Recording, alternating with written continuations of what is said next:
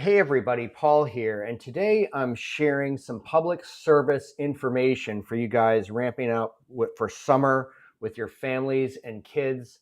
That the CDC has recently come out with a report just about how sick swimming pools are making people. You can see just a Google News search here, tons of stories breaking.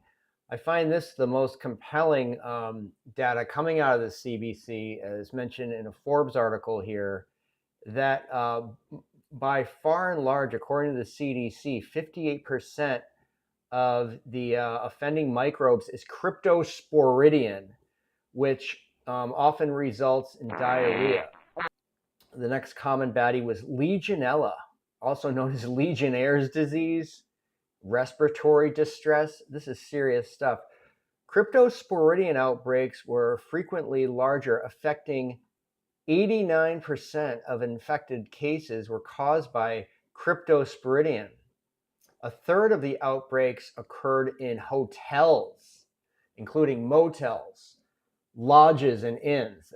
That's right, a third. If you're going swimming in a hotel, motel, lodge, or inn this summer, think twice. Now, the main culprit of this is diarrhea.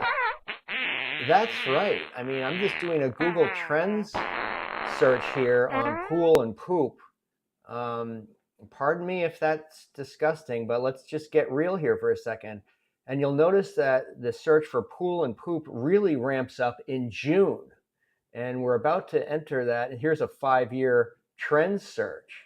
And those are indeed the most incidences are reported in June, July, and August. Now, there are some rather obvious things to look for, as mentioned in this article. Avoiding cloudy water, of course. Beware of anything slimy. Try not to swallow the water, but you know that that's unavoidable, really, if you're a swimmer.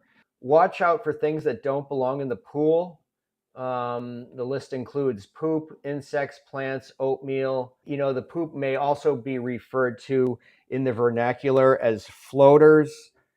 Anyhow, stay safe out there with your friends and families this summer. Cryptosporidium, most commonly found in diarrhea, and to a lesser extent, Legionnaires disease are rampant in public swimming pools.